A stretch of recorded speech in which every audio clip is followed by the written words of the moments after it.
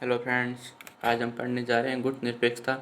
इस गुट निरपेक्षता का शाब्दिक अर्थ है कि किसी भी देश के खेमे में शामिल न होकर अपना अलग संपूर्ण राष्ट्र की भूमिका निभाना।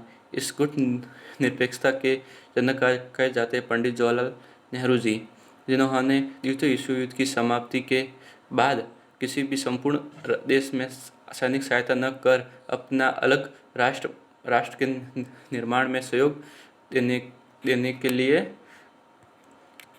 के लिए गुट निरपेक्षता नीति का अवलोकन किया था, जो 20वीं शताब्दी के उत्तरार्ध में का सिद्धांत गुट निरपेक्षता सिद्धांत या गुट निरपेक्षता आंदोलन बार संचित होते रहे थे। यह 1945 दो घटनाओं से पारंपरिक शक्ति संतुलन को हमेशा के लिए नष्ट कर दिया था। इसके पहले अंतर्राष्ट्रीय राजनीति में सक्रिय प्रमुख राष्ट्र राज्यों की बड़ी शक्ति के रूप में पहचाना जाता था, जिनकी हैसियत कमोबेश एक जैसी मानी जाती थी। इनमें प्रथम विश्व युद्ध तक प्रमुख औपनिवेशिक यूरोपीय देश ब्रिटेन, फ्रांस और जर्मनी इस सूची में सर्वोपरि रखे जाते थे। प्रथम विश्व युद्ध में अमेरिका का हस्तक्षेप निर्णायक महत्व का सिद्ध हुआ था और बाद के वर्षों में अंतर्राष्ट्रीय राजनीति में उसकी अहमियत स्वीकार कर ली गई थी। जो नाजियों के उत्थान के समय 1939 तक उसने फिर से अपनी हस्ती वापस हासिल कर ली थी। तमाम उतार चढ़ाव के बावजूद शक्ति संतुलन इन बड़ी शक्तियों के बीच राजनीतिक लेन देन और संधि संकट ढंग से ही अनुशासित होता था। 1945 में युद्ध विराम तक ये बात साफ हो चुकी थी कि अमेरिका और सोवियत संघ का कैद और उनकी शक्ति सामर्थ्य किसी भी अन्य बड़ी शक्ति से कहीं अधिक है और किस सन्निकट ही नहीं सुदूर भविष्य में इसके बराबर पहुंचने का सपना कोई दूसरी बड़ी शक्ति नहीं दे सकती थी। गुट निरपेक्षता की अवधारणा द्वितीय विश्व युद्ध की समाप्ति के बाद द्विध्रुवीय अंतर्राष्ट्रीय व्यवस्था के उदय के साथ अभिन्न रूप से जुड़ी हुई है। तीसरी दुनिया की अवधारणा गुट निरपेक्षता के साथ अभिन्न रूप से जुड़ी हुई है। इस तीसरी दुनिया की सूची में वे सारे देश शामिल थे और किए जाते हैं जो न तो पूंजीवादी खेमे के सदस्य थे न साम्यवादी में शामिल है। शीत युद्ध इसी संघर्ष से विजय पाने के लिए लड़ा गया था। शीत युद्ध का प्रारंभ में शक्ति संघर्ष। वास्तव में शीत युद्ध का सूत्रपात 1945 में लगभग एक चौथाई भाग पर पूर्वी सदी से हो चुका था। रूस ने साम्यवादी क्रांति सफलता के बाद एक ऐसा राष्ट्र राज्य का उदय हुआ था जिसकी तुलना किसी दूसरे राष्ट्र राज्य से नहीं की जा सकती थी। मार्क्सवादी साम्यवादी विचारधारा के अनुसार परिभाषित राष्ट्रहित पारंपरिक राष्ट्रहित के से बहुत भिन्न थे। अंतर्राष्ट्रीय व्यवधान को बदलने के लिए कमर कसे इस साम्यवादी राज्य को अनुशासित करने के लिए कम से कम घेराबंद कर बचाव की मुद्रा में खड़े होने के लिए विवश करने के लिए पूंजी 1945 के युद्ध विराम में वक्त सोवियत संघ की लाल सेना यूरोप के मर्म स्थल तक घुस आई थी। बर्लिन को नाजी तानाशाही से आज़ाद कराने के बाद उसने वही डेरा डाल दिया था।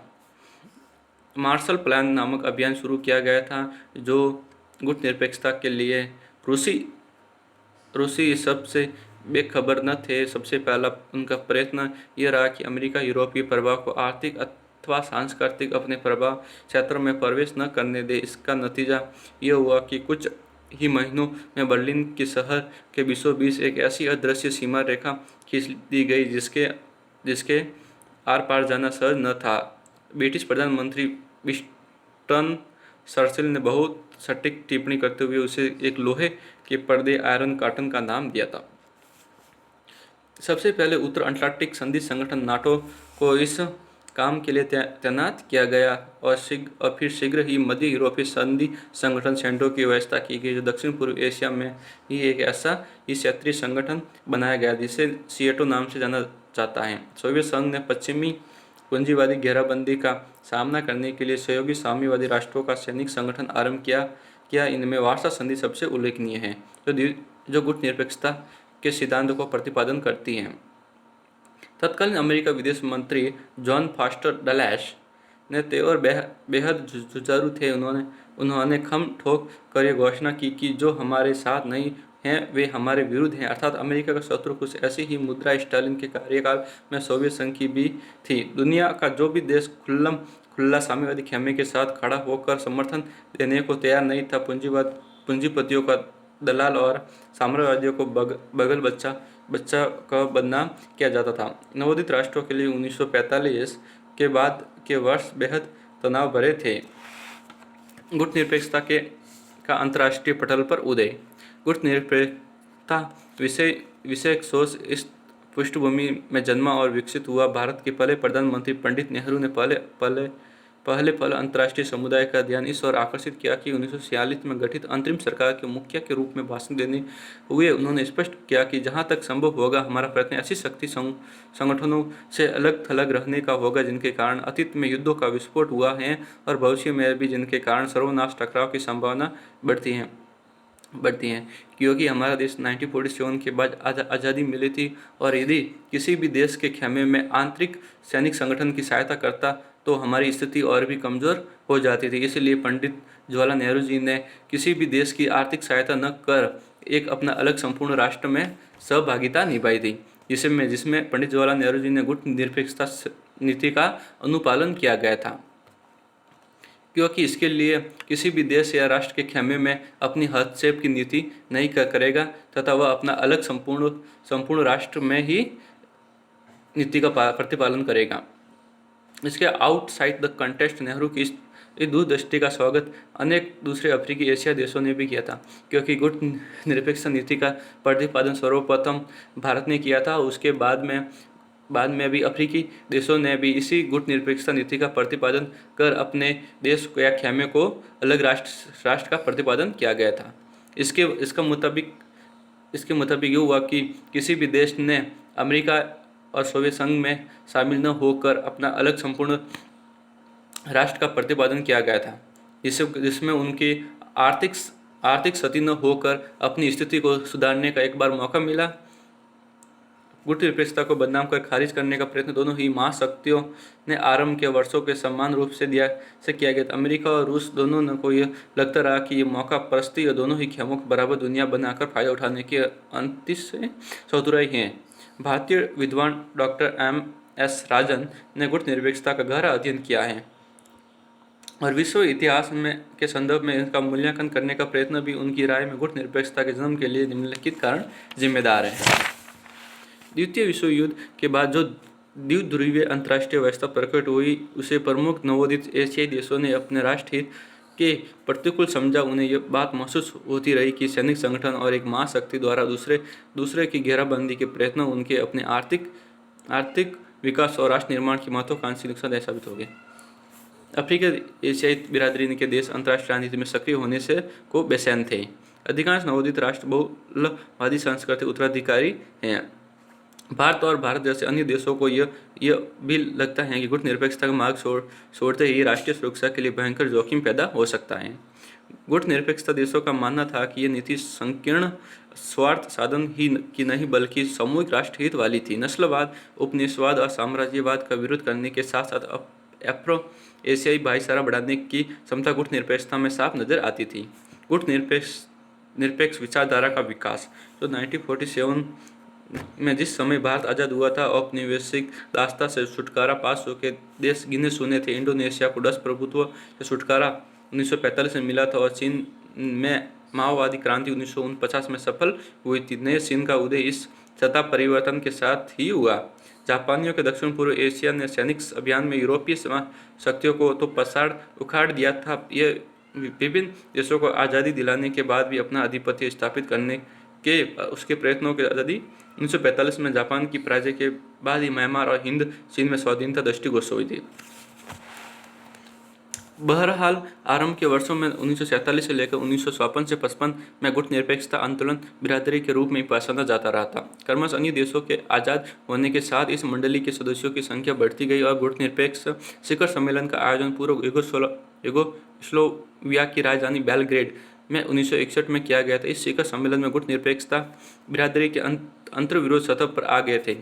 जिसे भले ही गुटनिरपेक्षता की अवधारणा का जन्म शीत युद्ध के साथ और द्विध्रुवीय अंतर्राष्ट्रीय व्यवस्था के साथ जुड़ा हुआ रहा है, पर इसका अस्तित्व मात्र दो महाशक्तियों के अंतर संबंध तक कभी सीमित नहीं रहा। गुटनिरपेक्षता वाली सोच का विकास जिस तरह हुआ, इसमें विकासशील समाजों, नवोदित राष्ट्रों के अभिलाषाओं और आकांक्षाओं का प्रतिबिंब समग्र रूप से देखने को मिलता है।